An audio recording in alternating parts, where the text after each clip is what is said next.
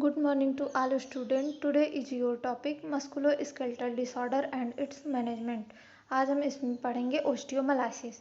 ओस्टियोमलाइसिस मतलब होता है अस्थि मज्जा का प्रदाह। प्रदाह मतलब होता है कष्ट और अस्थि मज्जा मतलब वही बोन मैरो। तो इसका डिफिनीशन देखते हैं। It is an inflammation of bone due to infection. It may affect any bone. ये क्या है ओस्टियोमलाइसिस? ये एक प्रकार का इन्फ्लामेशन है। इसमें क्या ये कहाँ अफेक्ट करता है? हमारी बोन पे। तो ओस्टियोमलाइसिस क्या है? ओस्टियोमलाइसिस एक प्रकार का इन्फ्लामेशन है। ये हमारे बोन पे अफेक्ट करता है, इन्फेक्ट करता है हमारे बोन को। फिर इसके काजेज देखते हैं। ओस्टियोमलाइसिस किस किस वजह से हो सकता है? तो फर्स्ट है बैक्टीरियल इन्फेक्शन। जो ओस्टियोमलाइसिस है वो बैक्टीरिया के कारण भी हो सकता है। तो कौन कौन सी बैक्टीरिया है? Staphylococcus and Streptococcus. In bacteria के कारण ओस्टियोमलाइसिस फॉर्म हो सकता है। फिर उसके बाद सेकेंड है वायरल इन्फेक्शन। वायरल इन्फेक्शन की वजह से भी ओस्टियोमलाइसिस होता है। फिर थर्ड है फंगल इन्फेक्शन। इसका काजेज एक बार फिर से देखते हैं। पहला है बैक्टीरियल इन्फेक्शन। इसमें कौन कौन सी बैक्टीरिया है? Staphylococcus and Streptococcus. और सेकेंड काजेज है क्या? Viral infection. और थर्ड है फंगल इन्फेक्शन। इनकी वजह से ओस्टियोमलाइसिस होता है। फिर उसके बाद क्या है? Clinical manifestation. क्लिनिकल मैनिफेस्टेशन मतलब साइन एंड सिम्टम, चिन्ह और लक्षण पेशेंट में क्या क्या दिखाई देंगे। फर्स्ट है फीवर। पेशेंट में फीवर प्रेजेंट रहेगा। फिर उसके बाद सेकेंड है इनएबिलिटी टू वेट बियरिंग। जो पेशेंट है वो खुद का ही बॉडी वेट जो है वो मतलब उसको भार वहन करने में वो असमर्थ होगा। पेशेंट जो है वो मतलब खुद का भार, खुद का जो वेट है उसको मतलब वो एक्सेप्ट नहीं कर पाता, असमर्थ रहता है। फिर उसके बाद क्या है? Sign of sepsis. मतलब जो पेशेंट है उसमें क्या है? सेप्सिस मतलब होता है presence of pathogen in the blood. फिर उसके बाद क्या है? इरिदमा। पेशेंट इरिदमा का मतलब होता है रेडनेस ऑफ द स्किन।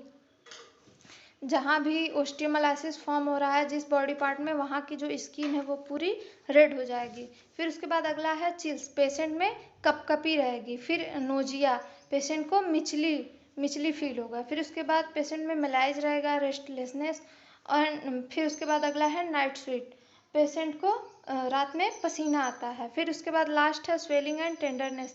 जहाँ भी जिस बॉडी पार्ट में ओस्टियोमलाइसिस फॉर्म होता है वहाँ उस बॉडी पार्ट में स्वेलिंग रहती है और वहाँ पे टच करने पे पेशेंट को पेन होता है। फिर उसके बाद इसका देखते हैं डायग्नोसिस। हम ओस्टियोमलाइसिस को किस प्रकार से डायग्नोस कर सकते हैं। तो इसका फर्स्ट है CBC। हम पेशेंट का CBC कराते हैं। CBC का फुल फॉर्म होता है कंप्लीट ब्लड काउंट। फिर उसके बाद क्या है? एक्सरे। हम पेशेंट का एक्सरे करवाते हैं।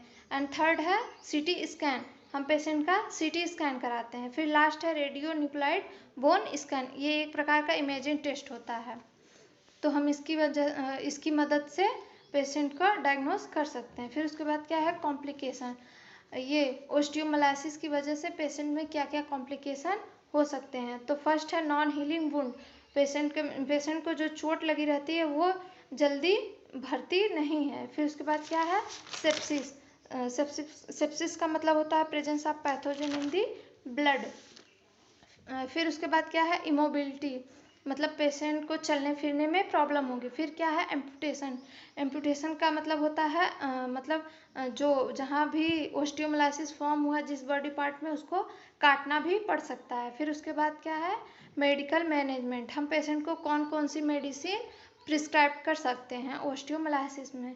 तो फर्स्ट है एंटीबायोटिक्स। एंटीबायोटिक्स क्यों देंगे? क्योंकि कॉजेज में देखिए है बैक्टीरिया, तो बैक्टीरिया को किल करने के लिए हम एंटीबायोटिक्स देंगे। एंटीबायोटिक्स में हम पेनिसिलिन प्रिस्क्राइब करेंगे। फिर उसके बाद क्या है? Second analgesic and antipyretics as prescribed. Analgesic क्यों देंगे? क्योंकि पेशेंट को पेन हो रहा है। और एंटीपायरेटिक्स क्यों दे रहे हैं?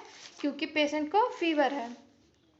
फिर उसके बाद थर्ड क्या है? Application of plaster cast and traction. हम पेशेंट को प्लास्टर कर सकते हैं। प्लास्टर कहाँ करेंगे? जहाँ भी जिस बॉडी पार्ट में ओस्टियोमलाइसिस फॉर्म हो रहा है वहाँ प्लास्टर कर सकते हैं।